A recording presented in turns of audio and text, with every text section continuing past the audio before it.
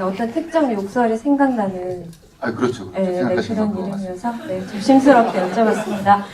감독님께서 이렇게 싱그러운 영화를 만드신 분이에요. 근데 감독님의 단편 중에 용순 18번째 여름이라는 단편이 있어요. 생각하실 것대로 용순이 나오고요. 이런 이야기입니다. 저도 아쉽게도 보지를 못했어요. 근데 어떤 부분이 갖고 다른지 간단하게 듣고 싶고, 그리고 장편 영화로 데뷔작인데 꼭 이 이야기를 만들고 싶으신 그 의도가 뭐였는지, 이유가 뭐였는지 궁금합니다. 예, 그 단편은 제가 영화과 다녔을 때 졸업작품으로 찍었던 25일짜리 영화였고요. 거기도 이제 18살 여고생이고, 여고생이 그 중에 용순 해가지고 그 여름 한철의 순간적이고 찰나적인 그런 감성들에 대한 영화입니다. 그리고 난 다음에 이제 이 영화가 저희 악도를 만나고 장편화가 되면서 용순을 중심으로 좀 더 관계랑 사랑, 사춘기 시절에 대한 이야기들이 첨부되면서 종합적으로 소녀를 중심으로 소녀 주위에 있는 가족, 사랑, 친구, 우정, 그리고 여러 가지 감성들이 좀 더 펼쳐진 그런 영화가 되게 됐습니다. 이 영화를 꼭 이 영화로 데뷔를 해야겠다는 그런 엄청난 열의가 있었다기보다는 흘러오는 대로 온 것 같아요. 근데 어떻게 보면 제가 이걸 처음부터 어떻게 이거를 해 나가야겠다라는 것보다는 어느 순간 이게 그냥 제가 해야 될 일이 되었고, 그리고 이걸 잘 해내겠다라는 욕심이 더 컸던 것 같습니다. 네, 관객분들이 어떻게 보셨는지는 이따가 질의응답 시간에 한번 들어보는 시간을 갖도록 하겠습니다. 이수경 배우님, 용순이라는 캐릭터 너무나 사랑스럽게 만들어주셨는데요. 사실상 용순은 처음에 저는 정말 제멋대로 나이구나. 네, 진짜 반항심 정말 많고, 어떻게 보면은 주인공이지만 마냥 사랑스럽게 안 그려놨다. 그래서 예측할 수 없는 그 느낌이나 전개 때문에 더 재미있게 본 것 같거든요. 결과적으로는 용순이 너무나 짠하게 느껴지고 사랑스럽게 느껴지긴 했지만, 처음에 용순이란 캐릭터를 받으셨을 때 어떤 인상을 받으셨는지. 저는 시나리오 처음 봤을 때 용순이가 멋있다고 생각했어요. 그 나이 때에 저도 사실 하고 싶은 게 너무 많았고 제약되는 부분이 너무 많았는데, 물론 용순이처럼 몸으로서 어떻게 치열하게 해내진 못했지만 마음만 용순이를 많이 이해했던 것 같아요. 그리고 아까 말씀하셨다시피 용순이가 마냥 사랑스럽게 그린 캐릭터는 아니라서 오히려 더 저한테 매력적으로 다가왔던 것 같아요. 너무너무 매력적이지 않았어요? 이수경 배우님 그 연기를 차이나타운에서 송이라는 역할이 있었고, 그리고 최근에 특별시민이라는 영화도 있었는데, 사실 용순의 주인공이라는 느낌을 못 받았어요. 저는 딱 그 포스터만 봤을 때는 완전히 이수경 씨가 아닌 줄 알았거든요. 그게 저한테는 관객으로서 굉장히 흥미로운 경험이었습니다. 그리고 문희 역할을 얘기 안 할 수가 없는데요. 저는 이 영화를 보고 장혜살이라는 배우를 막 찾아봤는데 영화로서는 필모를 찾기가 힘들었어요. 이번이 첫 영화신가요? 네, 장편 영화는 이번이 처음입니다. 감독님이 쓰신 글을 보니까 프로필 사진을 보고 너무나 강렬했다고 하시더라고요. 근데 그게 어떤 사진이었을까 너무 보고 싶고 막 궁금했거든요, 감독님. 네. 일단 감독님 얘기 먼저 들어볼게요. 예, 그 프로필 사진 첫 장에 혜살 배우가 이 복도의 계단 난간을 이렇게 손으로 위로 이렇게 잡고 있는 그런 사진이었어요. 근데 포즈가 되게 저는 프로필 사진 중에 본 적 없는 포즈였는데 약간 힙한 모델 같은. 네. 실질적인 면도 네. 있고, 근데 표정이 정말 진지하셔가지고 근데 그게 웃음을 주는 그 고유의 매력이 있으시더라고요. 그래서 이거는 그때 그 프로필 사진을 뽑아놓고 저희 PD님하고 얘기를 했었는데 어떻게 이런 분이 계실까라는 생각에 그게 끝까지 남아있었던 것 같아요. 네, 저도 어디서 이런 배우가 나왔을까가 궁금했거든요. 어떻게 지내오셨는지, 이 영화를 만나기 전까지 뭐 연기가 전공이신지 그런 것들이 궁금해요. 저는 한국예술종합학교 연기과 다니고 있었고요. 감독님을 만나게 된 시점도 학교를 다니고 있다가 졸업을 잠깐 준비하는 동안에 이렇게 프로필 제안해서 이렇게 만나게 됐었고요. 저는 주로 단편이나 공연들 위주로 이렇게 많이 했었어요. 저는 문희의 그 연기 중에 가장 인상적이었던 장면이 그 금사빠잖아요, 문희가. 빠삐코 빠키가 밀어 올려줄 때 사랑에 빠진 표정을 어떻게 저렇게 해버릴 수 있을까. 너무 대단하다고 생각했어요. 감사합니다. 근데 되게 아무리 친구지만은 이렇게 남자로 보이는 순간에는 확 이렇게 문희도 이렇게 엄마 같은 캐릭터였다가 되게 소녀소녀스럽게 변하지 않을까라는 생각을 해서 그렇게 한번 표현해봤습니다. 관객분들이 엄청 웃으셨어요, 그 장면에서. 네. 네.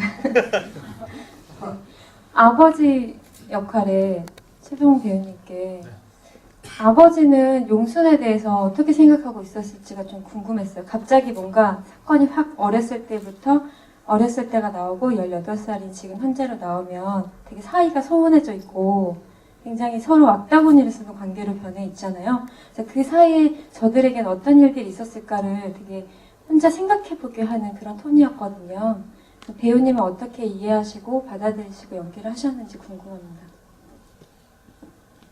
먼저 고백드리고 전 자식이 없습니다.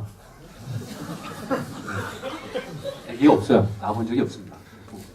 전적으로 상상하거나 주변 사람들한테 들을 수밖에 없었는데 제 나이에 이 정도 딸을 가지면 어찌 보면 가장 정상적인 나이긴 하거든요.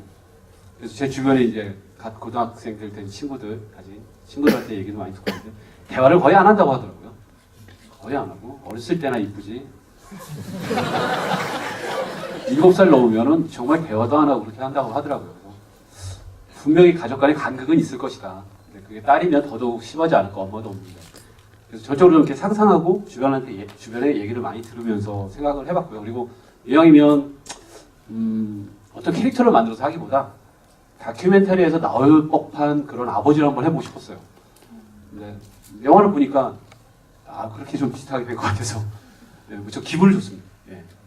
저는 그 장면에서 되게 재밌었거든요. 딸 때리려고 아무거나 들었는데 우산이 펴져서 그게 진짜 우연의 일치인가요? 솔직히 말씀드리면 그거 설정한 거예요. 웃을 수도 울 수도 없는 상황을 좀 만들어 보고 싶은데 그럴 때 한번 우산이 확 펴지면 어떨까 해서 감독님이랑 현장에서 이렇게 한번 우산 피고 연기했는데 우산 접은 신도 있어요. 접어서도 찍어보고 펴서도 찍어봤는데 이제 핀 게 편집이 된 거죠. 그건 한번 설정해서 그렇게 한번 해본 거예요. 네, 저는 두 분의 싸움이 다큐 같다 하셨는데 그 부분에서 좀 다큐 같이 느껴졌어요. 딸과 아빠의 정말 죽일 듯이 소위 얄짤없다고 하죠. 그 정도로 대답을 하고 그렇게 싸우는데 두 분의 기운 자체도 굉장히 세신 것 같았어요. 그 배우로서의 긴장감이나 텐션 같은 것들도 현장에서는 어떠셨는지 좀 궁금해요. 말씀하시죠. 저는 용순 촬영 전에 알고 있던 분이 동문 선배님밖에 안 계셨어요. 그래서 동문 선배님 많이 의지하고 촬영을 했었습니다. 감독님이 느끼셨을 때는 현장이 어땠어요? 뭐 다 비슷한 얘기 하실 것 같지만 현장 분위기 되게 좋았고요. 정말 힘든데 고성 한번 나오지 않고 되게 웃으면서 열심히 먹고 열심히 찍었습니다. 분위기는 되게 좋았고 또 의견들을 배우분들이 워낙 뛰어나시고 또 적극적이셔가지고 좋은 의견들도 많이 주시고 해가지고 그런 부분들이 좀 더 아까 우산 얘기도 그랬지만 동문 선배님 순수한 본인의 아이디어셨거든요. 그래서 그런 부분들이 되게 조화가 잘 돼가지고 더 좋게 또 재밌게 찍을 수 있었던 것 같습니다. 사실 다 젊은 배우분들이신데 되게 든든한 버팀목 같은 존재였을 것 같아요, 현장에서. 글로펜 처음 뵀을 때부터 계속 드렸던 얘기가 그거 하나였습니다. 우리가 길 지나가다 보면 이제 흔히 지나가는 분이랑 어깨가 부딪힌다라고 하면 말로는 그럽니다. 어깨 부딪혔을 때 야, 어깨 부딪혔으면 세워서 따져야지 왜 그냥 지나갔어? 라고 얘기를 하는데 실제 그런 상황이 우리가 길에서 만난다고 하면 저 사람이 내 어깨를 부딪혔는데 불러 세우지도 못하고 내가 그냥 지나가자니 억울하고 이런 상황들이 있다라는 얘기를 드렸었습니다. 체육 선생님에게서 어떤 설정과 이런 상황들이 있기는 한데 실제적으로 이 체육 선생님이 이 극 중에서 어떤 행동을 하기에는 용순보다 딱 반박자씩 발이 늦습니다. 용순이는 재지 않고 바로바로 움직이는 데 비해 체육 선생님 한 번 더 생각하고 한 번 더 뭔가 알고 대처를 하려고 합니다. 그래서 그런 부분에서 최욱 선생님이 가진 캐릭터는 어떻게 보면 일면 답답해 보일 수도 있지만 다른 면에서는 가장 현실적인 모습이지 않겠는가, 그런 얘기를 좀 많이 했던 것 같습니다. 저는 체육 선생님 하면 생각나는 이미지가 빨간색 마티즈거든요. 그래서 체육 선생님이 자기 스스로는 속내를 잘 드러내지 않기 때문에 체육 선생님을 둘러싼 환경에서 좀 읽어내야 된다는 생각이 들어서 봤더니 빨간 마티즈가 유독 기억에 남았어요. 그 빨간 마티즈가 아까 말씀하셨다시피 굉장히 현실적이면서도 빨간색이라는 거에 있어서 그에 숨겨진 어떤 야망 같은 거 그런 게 느껴지기도 했거든요. 왜 빨간 마티즈일까는 한번 얘기해 보신 적 없으세요? 소품으로? 예, 빨간 마티즈는 사실 이제 이거는 뭐 조금 다른 뜻이긴 한데 경차 중에 제일 인기가 없는 색이 검은색이고요. 밝은 색이 제일 인기가 좋습니다. 주로 젊은 층이 타는 차기도 하지만 어떤 부분에서는 차가 작기 때문에 존재감을 드러낸다고 밝은 색을 선호한다고 하시더라고요. 근데 남자가 빨간 경차를 탄다는 것 자체에 풍기는 이미지가 되게 좋더라고요. 그러니까 이 분이 겉으로 보여지는 거나 이런 거에 대해서 의식하는 것보다는 자신의 실속을 찾겠구나. 아마 빨간 마티즈를 고를 때 조금 망설였겠지만 이채국 선생님이 그걸 골라서 당당하게 타고 다니는 사람이구나. 그래서 일부러 좀 더 빨간색 경차 이런 쪽에 좀 더 치중을 했었습니다. 네, 그리고 궁금한 거는 그 체육 선생님의 행동 중에 궁금한 게 있는데 그 마지막 부분에 후반부에 마음을 다잡고 접기 위해서 그 운동화를 이렇게 물에 적시잖아요. 그 선택도 재미있더라고요. 굳이 물에 잠기게 하는. 아, 실은 그 감독님이 다 해주신 건데, 근데 저는 솔직히 촬영하면서 이걸 쓰레기통에 버리는 게 더 좋지 않을까라는 생각을 솔직히 되게 많이 했었어요. 그러니까 그런 부분도 감독님이고 그런 게 더 어떨까요? 라고도 얘기를 해봤던 것 같은데 감독님이 이렇게 물에 적시는 걸로 하셨어요. 근데 제가 영화를 다시 보면서 느꼈던 거는 쓰레기통에 버렸으면 체육의 감정이 그냥 끊어지는 느낌이었는데 물에 적시니까 관계가 끊어진다기보다는 잊으려고 노력을 한다 그 글자가 이렇게 흐려지잖아요. 그런 지점에서 감독님이 역시 저보다 생각하시는 게 두 배, 세 배 더 많이 하셨구나, 까불었구나 생각을 합니다. 진짜, 저도 그 네. 장면이 너무 좋았습니다. 예, 그 의도로 하신 거예요? 예, 네. 말씀하신 것처럼 쓰레기통은 버리고 주우면 끝납니다. 근데 제가 약간 버리는 행동 자체가 체육이라는 캐릭터를 봤을 때 체육이 과목은 체육인데 마초적이거나 남성적인 부분들이 덜하잖아요. 그래서 이 체육을 좀 달랐으면 좋겠다라는 느낌들이 있었고요. 일단은 운동화도 물론 젖어서 말리면 끝이긴 한데 쓰레기통에 버렸다 주웠을 때는 완전 원상복구가 되는데 새 신발을 물에 젖고 그 다음에 말린다고 하는데 그게 새 것이 되지는 않을 거라는 생각이 들었습니다. 그래서 자신이 준비한 선물을 자신이 망가뜨리면서 그 모습을 그냥 지켜보는 이런 남자라고 하면 그런 섬세한 결이 좀 더 보이지 않을까 싶었습니다. 감독님이 직접 각본을 쓰셨잖아요. 방금 말씀을 듣다가 느낀 건데 어쩌면 감독님의 어떤 개인적인 결이 많이 투영된 캐릭터가 혹시 체육 선생님일까요? 예, 그 제 개인적인 결은 빡큐라는 너무 매력적인데요.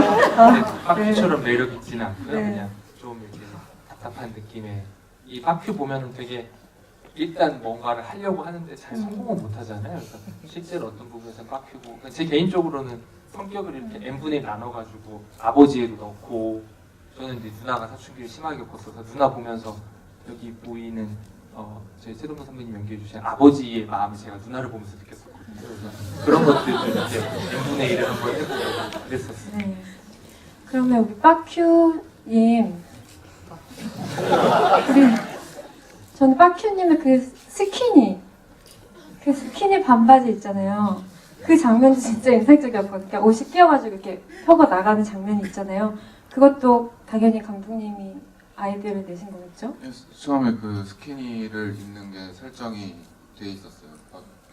근데 원체 제가 원래 그런 바지를 잘 안 입어요.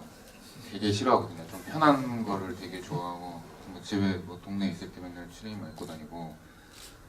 어쨌든 그런 거를 빡큐가 돈 주고 사 입었으면 뭔가 그 자신만의 거기에 대한 좀 자존심이 있을 것 같아서 또 바지 올리고 뭐 불편하고 막 이런 것들은 그냥 적극적으로 표현했을 것 같아요. 감독님이 빠큐 캐릭터를 쓰실 때 가장 염두에 두신 부분이 쭈글미라고 하세요. 쭈글미라고 아세요?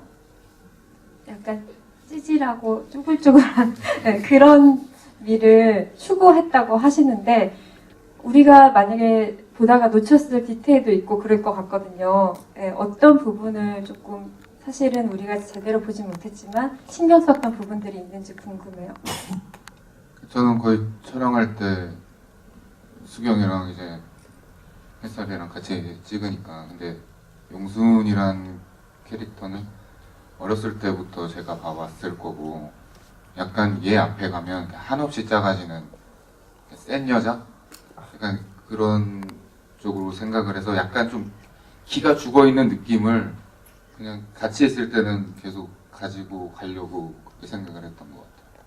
저는 이 영화가 약간 시대적인 배경이 모호하다고 느꼈어요. 공간도 시골이고 하다 보니까 물론 뭐 대충 시대는 알 수 있겠죠. 핸드폰을 쓰고 이런 것들이 있으니까. 근데 정확하게 알고 있지 않기 때문에 이게 지금 현재 용순의 몇 년 전을 보고 있는 걸까라는 그런 생각이 자꾸 들었었어요. 그 과거를 회상하는 듯한 나레이션이 분명히 있으니까요. 근데 빠큐가 뭘 하고 있을지 너무 궁금한 거예요. 빠큐라는 아이는 지금 뭘 하고 있을까? 너무 다양한 면을 가지고 있더라고요. 재주도 많고. 저는 그냥 농사지었을 것 같아요.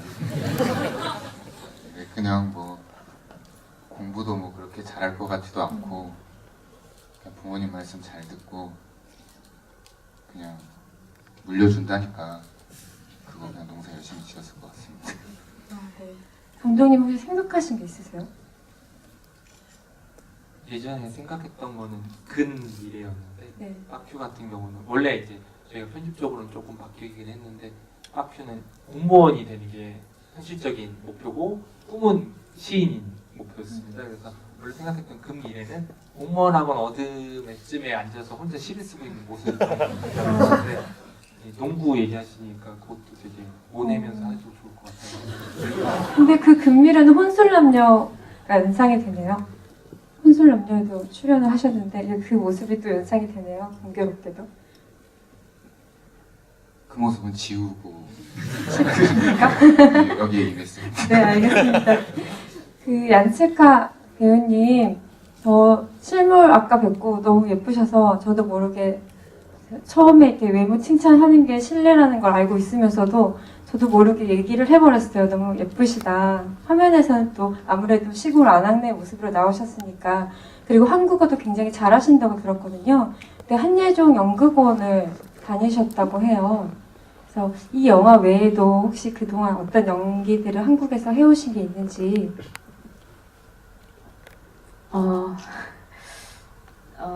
한국예술종합학교 연기과를 이번에 졸업했어요.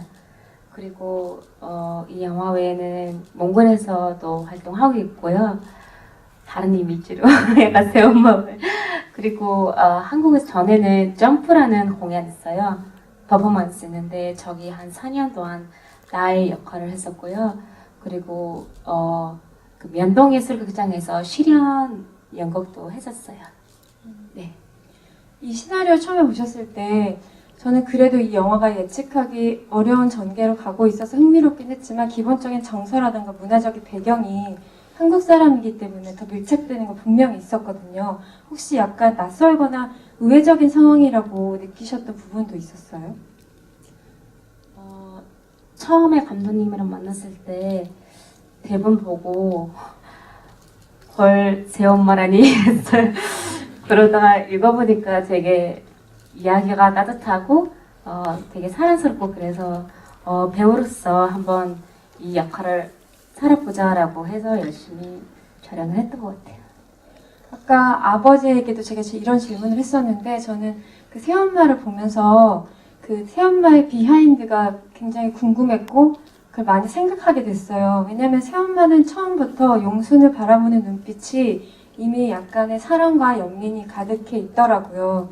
그래서 나는 용순에게 어떻게 대해야겠다라는 마음을 이미 먹고 이 집에 결혼을 하러 온 사람 같다는 느낌을 받았어요. 그 감정 베이스는 어떻게 감독님과 얘기를 하셨는지 궁금해요. 감독님이.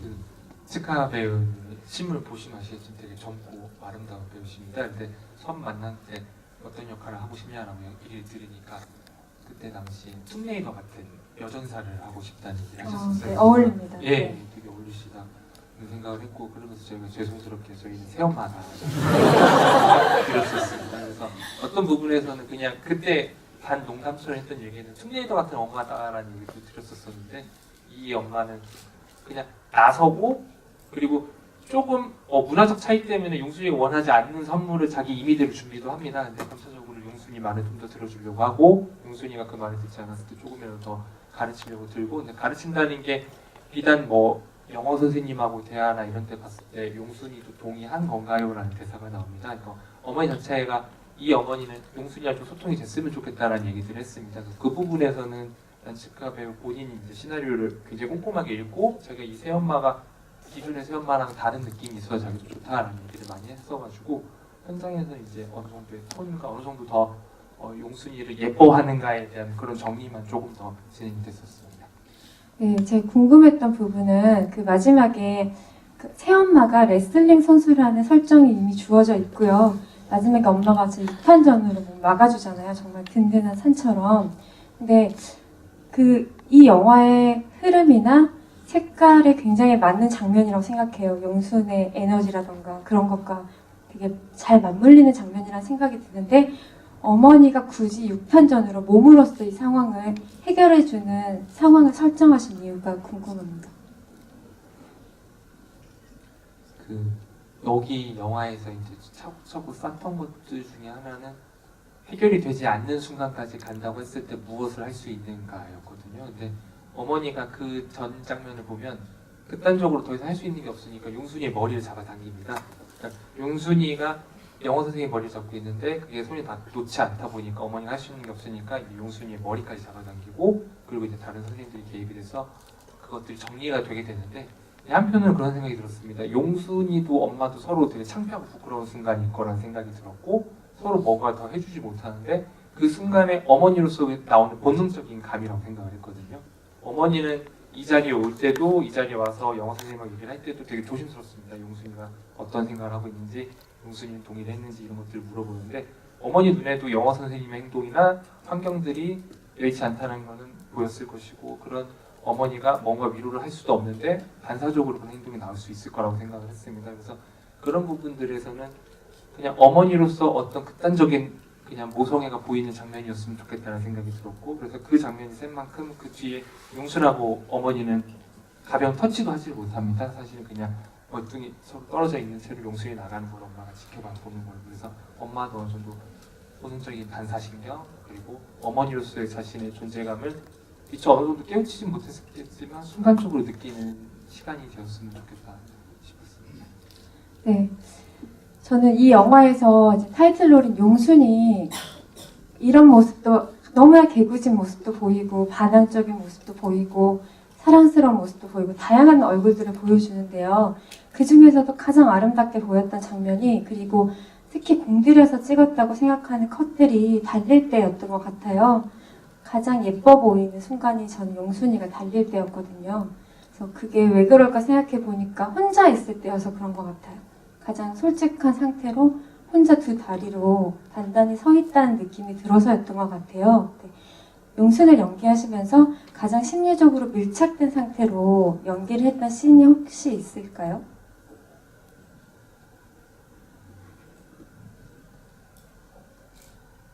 아마 용순이가 가장 솔직할 때가 친구들이랑 있었을 때였을 것 같아요. 물론 친구들한테도 거짓말을 했지만 사실 용순이가 가장 의지할 수 있는 여기에 나오는 인물은 친구들이라고 생각을 했어요. 그리고 제가 영화를 찍고 이제 완성본을 봤을 때도 친구들이랑 용순이가 저렇게 서로 사랑을 하고 있구나라는 걸 더 많이 와닿았던 것 같아요. 저는 이 영화에서 이 세 분이 친구들이 함께 할 때도 정말 즐거웠는데 그러고 나서 생각해 보니까 방금 친구들과 사랑을 한다라는 표현을 하셨는데 이 영화 속 모두가 사랑에 빠져 있더라고요. 다들 약간 사랑꾼들이에요. 네, 특히 얼마나 금술이 좋아요, 저 부부는.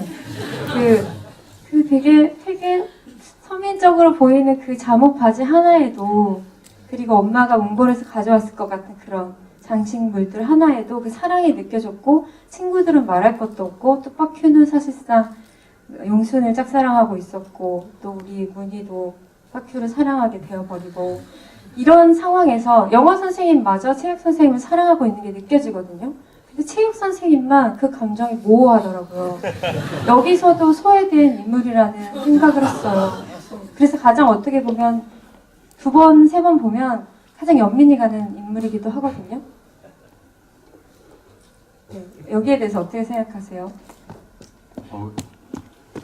저는 아까 얘기했듯이 그렇게 접근을 하다 보니까 되게 연민이 가고 정말 많은 사랑을 했던 것 같습니다. 그 고구마 100개 먹은 친구한테.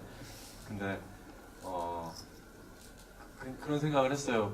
용순이를 좋아하지만 선택을 못하는 거죠. 그거. 근데 그게 아까 감독님이 말씀하셨듯이 대부분의 평범한 사람들이 꿈과 현실 중에서 꿈을 쫓지 못하거든요. 현실적인 거에 너무 치여서.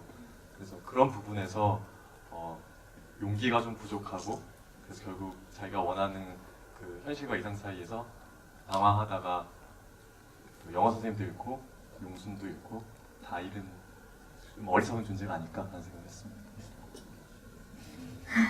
감독님 하실 말씀 있으세요? 네. 전 그 장면도 재미있었어요. 그 처음에 영어 선생님이 누군지, 그러니까 그 상대의 여자가 누군지 모를 때 영어 선생님의 뒤통수만 나오고 술집 같은 데서 저 체육 선생님이 얘기를 하고 있잖아요. 근데 그 얘기할 때도 뭔가 동등한 관계에서 얘기를 하고 있다는 느낌보다는 뭔가 윗사람하고 얘기하고 있는 느낌이라 그 언어의 뉘앙스가 지금 바람을 피고 있는 건지 뭔가 상담을 하고 있는 건지 잘 모르겠는 뉘앙스가 있었고요. 제가 얘기하고 싶었던 건 이 언어의 뉘앙스인데요. 사실상 최여진 씨라는 배우가 영어 선생님을 연기하고 있는데 이분의 목소리나 약간 톤이 굉장히 독특하고 개성적이어서 영화가 일부러 이 존재를 들키고 있다는 생각까지 들었거든요. 굳이 이런 배우를 캐스팅한 데에는. 이 영화를 보시면은 그중 영화 선생님이 치킨집에서 이제 뒷모습이 나오는데 목소리만 들어도 다 누군지 아십니다. 그것을 뭐 숨기느냐 마느냐에 대해서는 내부적으로 되게 많이 있었는데 어느 한 부분에서는 그냥 삼총사가 그걸 추적하는 모습을 보면서 아 쟤들은 모르는데 우리는 안다. 쟤들은 어디까지 저렇게 자충우도 부딪히고 시행착오를 겪을 것인가에 대한 모습을 좀 바라볼 수 있었으면 좋겠다는 생각이 들었습니다. 그래서 그 해당시는 사실 찍을 때 같은 경우는 영어 선생님 모습도 실제로 찍고 여러 가지 것들이 있는데 거기서 이제 영어 선생님을 딱 그 정도 선으로만 우리가 알려줘도 아 애들은 모르는데 우리만 알고 있구나라는 묘한 동질감들이 있을 거라고 생각을 했고요. 영어 선생님 같은 경우는 일종의 흔히 이제 우스갯소리로 얘기하는 사기 캐릭터 같은 느낌이었으면 좋겠다는 생각을 했습니다. 극중 설정 배경은 원래 그 두난군의 출신이고 굉장히 명문대를 나와서 고향으로 정착을 한 그런 케이스인데 그런 분이 이런 시골 마을에서 존재를 한다고 했을 때 저는 체육 선생님의 딜레마가 더 커질 것 같다는 생각을 했거든요. 그러니까 보통 흔히 그리는 노총각 체육 선생님들의 딜레마라고 하면 적당히 결혼해서 적당히 살아라라는 그런 목표가 될 수도 있는데 체육 선생님을 두고 양쪽에 영어 선생님이랑 꿈과 그리고 이제 저돌적인 용순이가 있다라고 했을 때 그런 줄타기는 아니지만 그런 혼란스러움이 좀 더 부각될 수 있지 않을까라는 생각을 했었습니다. 네. 사귀는 학생이 용순이 같은 성격이면 진짜 곤란할 것 같기는 해요. 컨트롤이 잘 되지 않을 것 같아서 이게 이 영화에서 그 언어의 뉘앙스가 느껴지는 부분은 인상적이었던 거는 용순이 엄마가 몽골어로 얘기할 때 그리고 선생님과 영어로 얘기할 때 한국말로 하라고 막 화를 내잖아요. 그러니까 이 처지가 되게 가여운 거예요. 이 언어의 권력이라고 할까요? 거기서도 약간 배제되어 있는 용순의 처지가 딱 보이는 씬들이라 그것도 인상적이었고요. 그리고 영어 선생님도 세련된 사람인 척 하다가 진짜 마음에 동요가 일어나기 시작할 때부터 사투리를 막 쓰잖아요. 그리고 아이들의 사투리도 자기들끼리 있을 때랑 또 선생님이랑 있을 때랑 또 미묘하게 다르더라고요. 여기에 대해서도 좀 들어가고 싶었어요. 예, 그 제가 대전 출신인데 대전 분들한테 물어보면은 자기는 사투리를 안 쓴다라고 얘기를 합니다. 근데 실제로는 그 뉘앙스라는 게 있거든요. 근데 젊은 친구들이 가장 의식할 만한 것들이 여기 선생님들이 다 표준어를 쓰십니다. 표준어를 쓰시는데 그 표준어를 쓰는 선생님들을 상대할 때 이들도 자기도 모르게 표준어를 쓰려고 노력하는 모습들이 사춘기의 모습이지 않겠는가. 그때 언어 하나만으로도 되게 민감하고 최신어 하나만으로도 되게 신경 쓰던 시절이어가지고 그런 지점들을 조금 반영을 했습니다. 그래서 문희가 그때 그 주위 계신 분들의 표정이 연기가 아니라 진짜 놀라셔가지고 그런 그랬습니다. 여기에 덧붙이고 싶으신 말 있으세요? 혹시 그 장면에서의 뭐 에피소드라던가 생각나시는 게 있다면. 그때 그 장면을 저희가 이틀을 찍었어요. 이틀을 찍었는데 서로 이제 다칠까봐 서로 되게 걱정하고 조심하고 했었는데 최효진 선배가 이제 다치셔가지고 등을 이렇게 해서 많이 아팠던 기억이 있네요. 이걸 다치셨습니까? 네네. 네. 찌어가지고.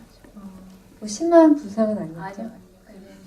네. 심각하게 얘기하셔가지고. 네. 또 있으십니까? 네. 저쪽에 계신. 네.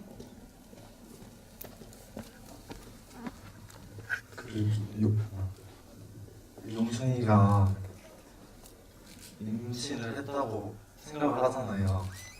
근데 그렇게 생각을 하게 된 계기가 있을까요?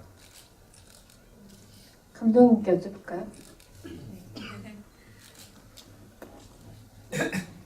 그냥 그 임신 부분에 있어서는 저는 이제 균일되게 한 가지 말씀을 꼭 드리는데 그 중에서도 좀 정리가 되어 있긴 합니다. 근데 그날 밤은 아무 일도 없었다의 정도로 정리를 드리는 이유 중에 하나가 체육하고 용수는 사귀는 관계입니다. 사귀는 관계인데 그 둘의 관계가 어떻든 간에 그런 부분들은 보시는 분들이 좀 각자의 생각과 각자의 판단으로 얘네들은 어떤 관계였을까를 추리를 하시면 좋을 것 같다는 생각을 했었고요. 그걸 떠나서 용순이에게서 임신이라는 소재는 사실은 어떻게 해서든지 붙잡고 싶은 욕망이 보여줬으면 좋겠다는 생각을 했습니다. 그래서 용순이를 극중의 영화를 보시면은 용순이가 어떤 그 임신에 대한 어떤 징조를 보이고 난 뒤에 검색을 하지 않고 굉장히 고민을 하고 그다음에 최욱 선생님이 아침에 그 모텔에서 묘령의 연인하고 나오는 장면을 보고 난 뒤에 검색을 합니다.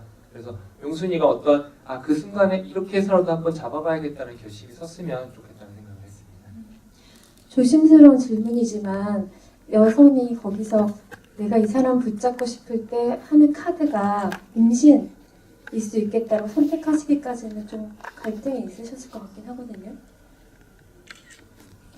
되게 영화적으로도 민감한 소재가 될 수 있고 그 민감한 소재를 이제 사회적으로도 위험할 수도 있고 여러 가지 고민들을 했는데 그냥 용순이가 할 수 있는 모든 것을 해봤으면 좋겠다는 생각을 했습니다. 어떤 부분에서 그날 밤 아무 일도 벌어지지 않았지만 그날 밤에 어떤 일이 벌어졌을 수도 있을 것 같다는 생각도 들었거든요. 한편으로는 정말 아무 일도 벌어지지 않은 안전한 날이었지만 용순이에게든 체육이에게든 그날 일은 정말 안전했지만 다른 여지도 있었을 수도 있을 것 같다는 생각이 들었었고 용순이가 어떻게 하면 붙잡을 수 있을까라는 얘기를 생각을 했을 때 사실 그 임신이라는 그 소재 자체가 용순이는 체육에게 그리고 가장 절친한 문희에게만 얘기를 하고 그렇게 해서 체육을 붙잡고 끝낼 생각이었을 것이다 라고 판단을 했습니다. 실제 이게 여기저기 사람들이 다 알려지고 크게 소동까지 번질이라고 자기는 생각을 하지 않았고 그래서 그렇게 해서 일단 잡고 보려고 했는데 자기 마음 먹은 것처럼 되지 않고 자기의 마음이 생각보다 좀 더 앞서던 시기였기 때문에 그래서 그 소재가 가장 간절한 어떤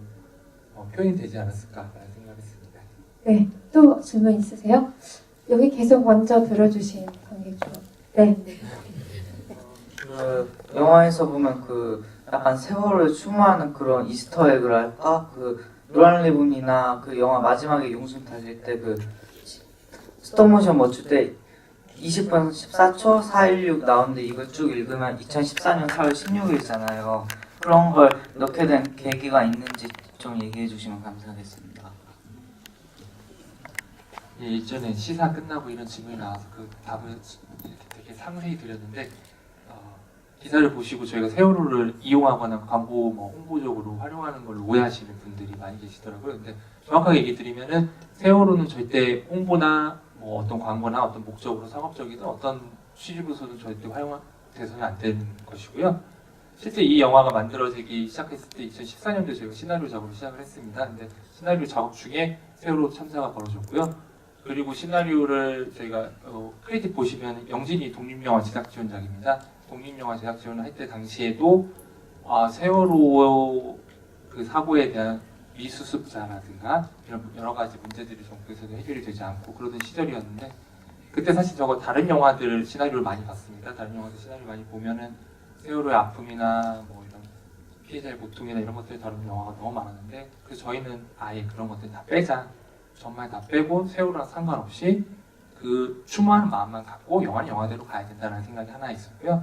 다른 한편으로는 동시대의 인물들입니다. 동시대 제가 시나리오를 쓰고 있던 시절도 마찬가지고 극중의 배우들의 나이와 실제 그 피해자의 나이도 같고요. 그래서 이거는 당연히 동시대를 다루는 데 있어서는 최소한의 애도는 반드시 저희가 가져야 된다는 생각이 있었고요. 그래서 그런 부분들에서는 제가 개인적으로 이런 초와 이런 이제 미술 쪽이나 이런 부분들은 아마 사실 이렇게 정권이 바뀌고 좀 좋은 세상이 올지 어느 세월에 올까라는 생각을 했었는데 영화를 보면서 그냥 그런 애도의 마음을 한 번씩 그냥 각자 가지실 수 있으면 좋겠다는 생각 정도만 했었습니다. 눈치채신 분들도 계실 거고 못 채신 분들도 계셨을 것 같긴 해요. 최소한의 애도란 말이 마음에 남네요. 배우분들에게 좀 질문이 있으신 분들도 계실까요? 네, 저쪽에 계시는 분.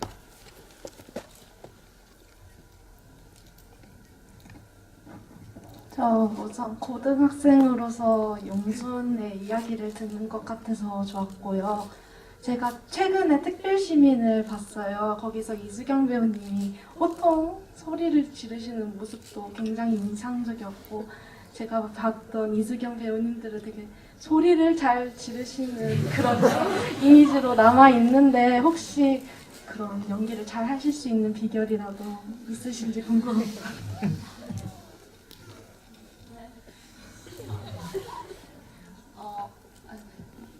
제가 많이 그런 센 캐릭터, 일상에서 볼 수 없는 캐릭터들을 많이 했죠. 근데 100% 제 의도는 아니었고요. 그리고 비결은 없는 것 같고 그 역할을 열심히 해내려다 보니까 그런 어떤 방법, 기술적으로 이런 게 나왔던 것 같아요. 그래서 특별시민분 잘 봐주셔서 감사합니다.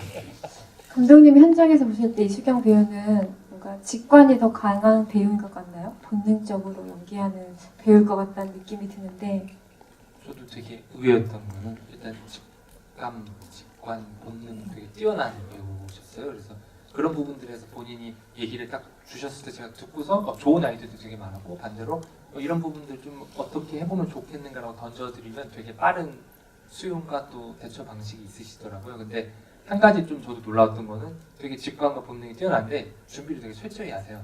그러니까 자기 혼자 노트에 막 분석도 하시고 되게 철저히 준비를 오시는데 플러스로 본능이 있으시니까 완벽한. 예, 겉으로 보기에는 되게 그냥 이렇게 가만히 있다가 본능적으로 하시는 것 같은데 실질적으로는 예, 그래서 그런 부분들이 되게 놀라웠어요. 네, 되게 수줍음도 좀 많이 타시는 것 같고 실제 성격은 네, 그쵸?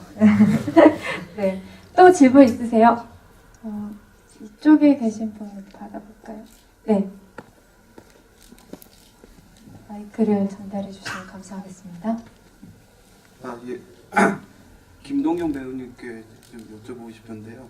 그 거의 마지막 장면쯤에 그 소화기 뿌리는 장면 있잖아요. 그게 애드립인지 아니면 각본인지 여쭤보고 싶어요. 그게 정확히 뭐 대사는 그렇게 많이 안 적혀 있었고, 그리고 제가 남자들은 타짜라는 영화를 저는 타짜라는 영화를 되게 재밌게 봤어요. 그거는 이제 저희 친구들끼리 장난으로 타짜 막 대사 다 외워가지고 남자 친구들끼리 있을 때 엄청 그런 걸로 장난을 많이 치거든요. 근데 거기서 이제 김혜수 선배님이 그 마지막 그 도박 그 판에서 조승우 선배님한테 그 외치는 장면이 있어요. 쏠 수 있다고.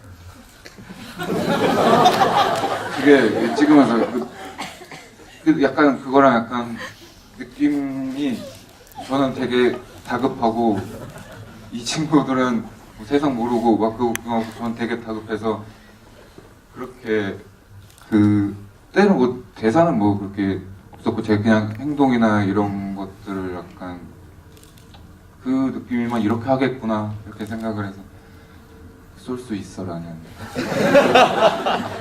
김현 선배님 거를 따라하게 됐어요. 그거는 배우의 아이디어인 거요? 아, 그렇구나. 네. 또 있으세요? 여기 앞에 계신 분 먼저 받고 그 다음에 그 다음 갈게요. 네, 우선 영화 재밌게 잘 봤고요. 가볍게 질문 드리고 싶은 게 있는데 영화 초반 정도에 이제 빠큐 역 맡으신 배우분이 이제 씻으시잖아요. 뭐더라? 철병. 네, 철병너랑 점이라든지 네. 그거는 누가 지으셨는지 네, 궁금합니다. 저도 궁금합니다. 네. 예, 열심히 제가 썼고요. 예, 원래 시는 되게 많습니다. 되게 많은데 피디님이랑 회의하다가 이 시가 제일 좋다. 그 시가 반영이 됐습니다. 그걸 낭독하실 때 어떤 기분이셨는지 좀 궁금해요. 되게 잘 보이고 싶었고 되게 수줍음이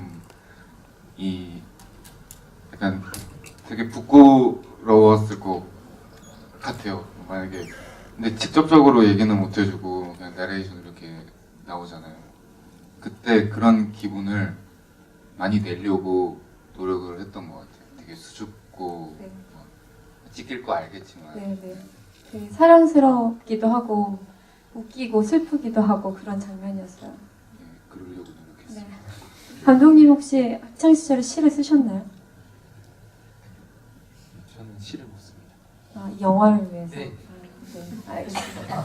네, 여기 아까 그 뒷자리 계신 분.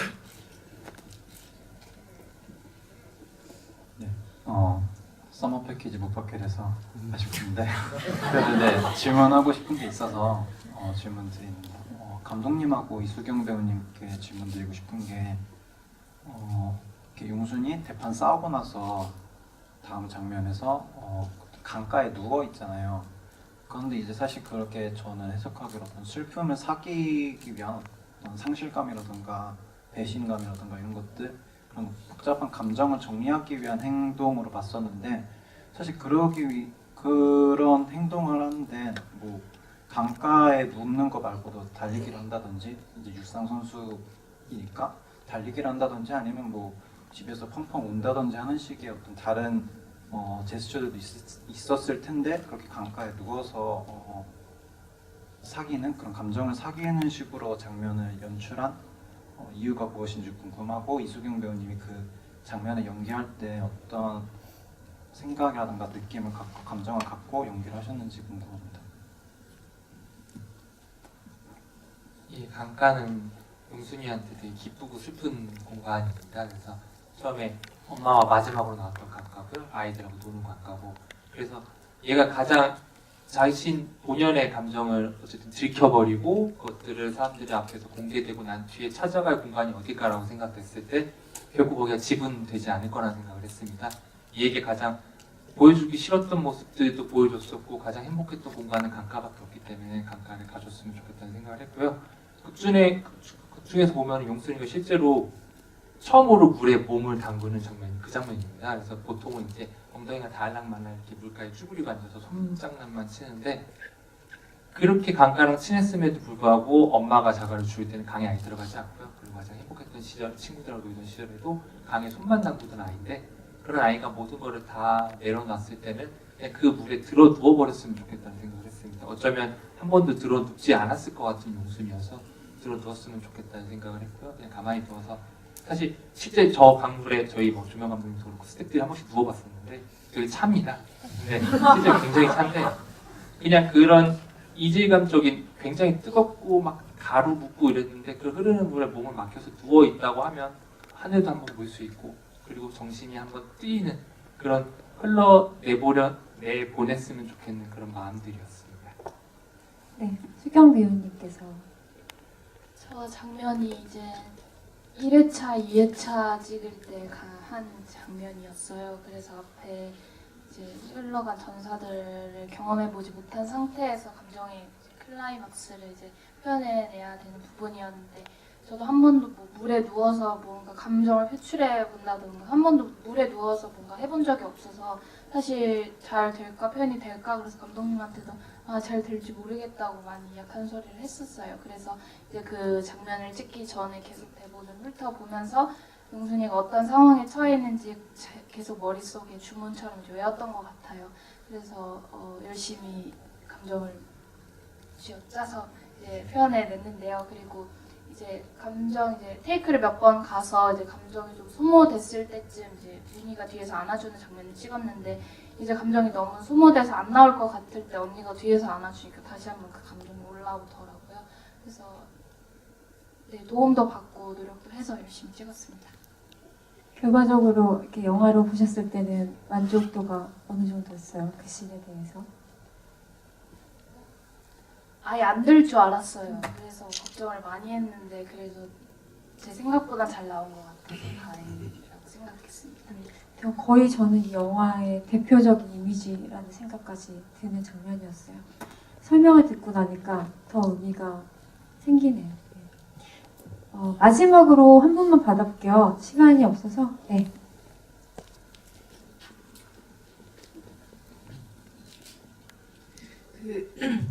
아빠가 마지막쯤에 용순이한테 좋은 엄마를 만들어주고 싶었다 뭐 이렇게 하면서 그 전에 상처받았던 마음을 치료를 해주는데 용순은 어렸을 때부터 그 엄마가 떠나고 아빠가 엄마가 좋지 않았던 그런 관계 때문에 너무 계속 상처를 받아서 뭐 집착을 하게 되고 이렇게 했었잖아요. 그러면 그 전에 좀 풀 수 있었지 않았을까 하는 궁금증이 듭니다. 왜 그렇게 감정이 골이 깊어질 네. 때까지 있었을까? 최동훈 배우님한테 들어볼까요? 마지막 질문을 감독님이 아니라 저한테 해서 아까 말씀드렸죠. 7살까지만 이쁘다고. 그 다음부터는 아들이랑은 더더욱 얘기 안 하고요. 딸도 한 중학교 1, 2학년쯤 되면 친구들이랑 놀고 절대 얘기 안 한대요.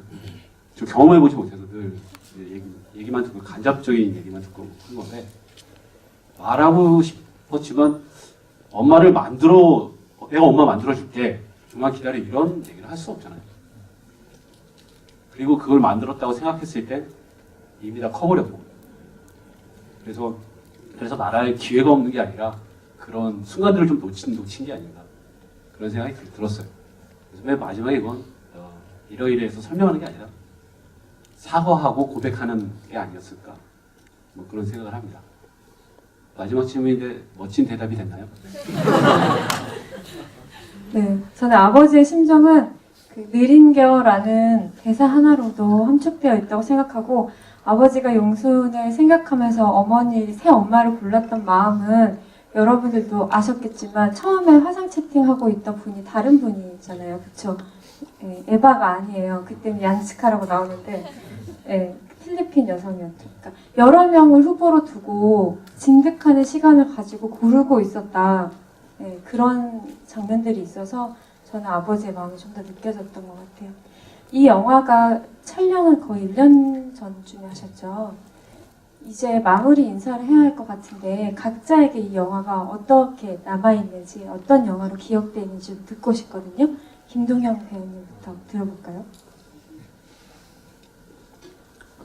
찍은 지 1년 됐는데 저는 그거 찍을 때 그냥 감독님이 아까도 말씀하셨지만 현장이 오는 게 너무 재밌었고 좋았고 모두 감독님하고도 소통도 되게 잘 되고 여기 나오시는 이제 배우분들하고도 소통이 잘 되고 하니까 저한테는 되게 여름에 덥고 막 짜증날 수도 있는데 그냥 되게 재밌게 시간을 보냈던 것 같아요. 저한테는 진짜 멋있는 얘기 막 하고 싶고 막 이런 제가 말 주변이 별로 없어서 저한테는 되게 기억에 많이 남고 이게 다 똑같은 얘기일 것 같은데 정말 기억에 많이 남고 이렇게 좋은 배우분들과 같이 할 수 있었던 게 저한테는 되게 동문 선배님하고는 되게 오래 됐었는데 저 이제 같은 회사니까 되게 오래 됐었는데 한 번도 작품을 못 해봤었거든요. 그런데 또 이제 동문 선배님이랑 같이 작품을 보고 수경이도 그렇고 몇 살 처음 보고 형도 전에 알긴 했는데 이광도 친해졌고 하여튼 되게 모든 좋은 분들을 만나서 되게 좋은 시간이었습니다 저한테. 네, 더불어서 관객 여러분들께 한마디 예. 인사도 해주세요. 제 6월 8일 날 경험합니다. 네. 재밌게 봐주셨을 거라고 믿고요. 네, 좀 네이버 이런 데다 좀 글 좀 이렇게 좋은 글 많이 써주시고 주변 분들에게 많은 추천 부탁드리겠습니다. 비가 오나 모르겠는데 하여튼 집에 조심히 하시길 바라겠습니다. 감사합니다.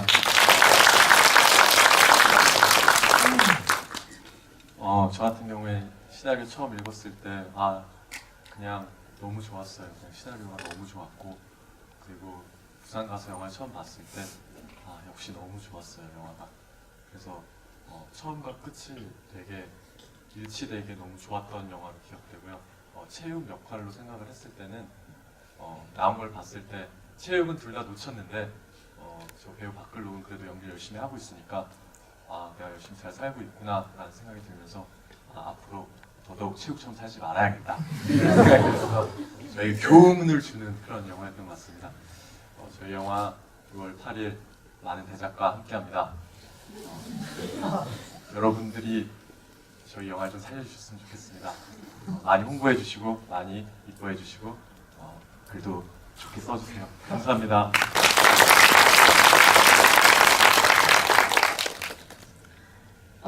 저한테는 뭐 한국에서 처음 하는 영화예요. 그래서 처음부터 끝까지 정말 의미 있는 소중한 그런 시간들이었어요. 지금도 여기 앉아 있는 게 당신들이 앉아 있는 게 너무 소중하고요.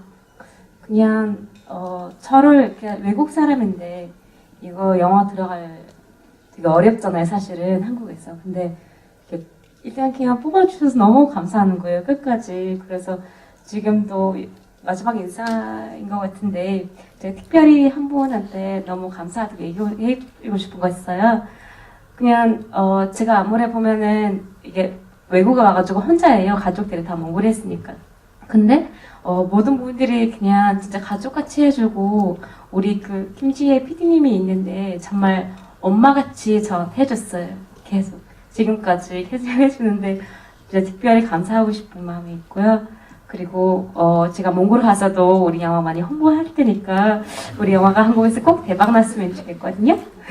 그래서 감사합니다. 사랑합니다.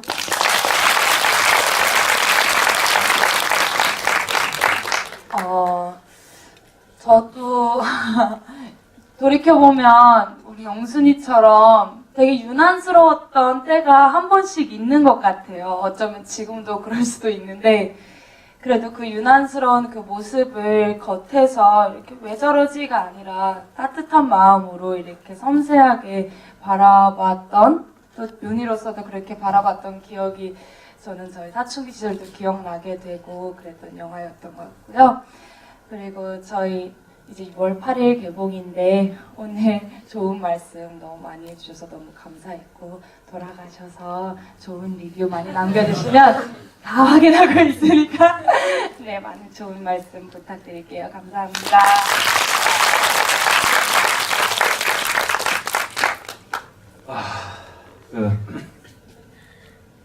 제가 천만 영화가 3개입니다. 제대로부터 하자면. 그런데 아마 흥행은 저희 영화가 100%를 안 될 것 같아요. 그래도 저에겐 이 영화가 더 큰 영화인 것 같습니다. 작년에 제가 우리들이라는 그 아트에서 제작한 우리들이라는 영화를 보고 올해 최고의 영화는 우리들이다라고 생각했어요. 아니라다니까 그 윤가은 감독은 모든 신인 감독상을 다 휩쓸었고 올해 최고의 영화는 전 용수이라고 생각합니다. 그래서 저한테 그런 의미 있는 영화입니다. 이상입니다.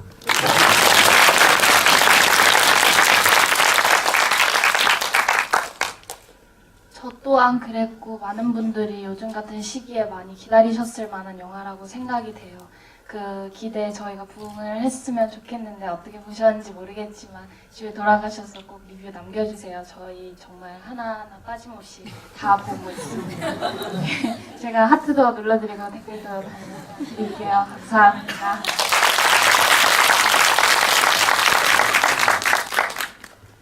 이게 제일 마지막으로 할 수 있게 해주셔서 생각을 했는데 떠오르는 말이 마땅치가 않고요. 그 찍을 때 너무 다들 고생하셨는데 고생하시는 거는 모든 영화 다 똑같다고 생각을 합니다. 저희 유달리 고생했고 유달리도 행복하게 찍었습니다. 저희 개인적으로는 찍을 때 이게 어쩌면 내 인생의 유작일 수도 있겠다는 생각을 했죠. 왜 그런 생각을? 네. 뒤를 보지 않고 살고 있는 것 같은데 정말 열심히 찍었습니다. 어떻게 보여지셨는지는 모르겠지만 보고 돌아가시는 길에 그 좋은 마음들 인터넷으로 표현해 주시면 아주 소중히 안고 평생 기억하겠습니다. 감사합니다. 오늘 휴일이었는데 이렇게 귀한 시간 내주시고 한 번도 자리를 뜨시지 않고 경청해 주셔서 너무 감사드리고요. 모두들 안녕히 돌아가시기 바랍니다. 감사합니다.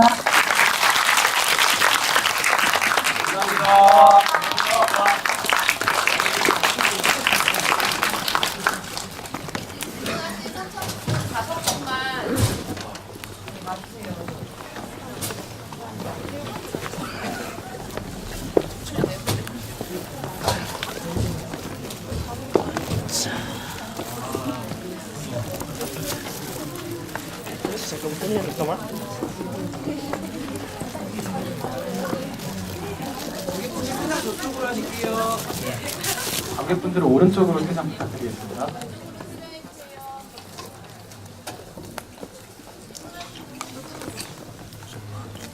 질문하신 5분은 앞에서 증정품 나눠드리고 있으니까요. 꼭 받아가주세요.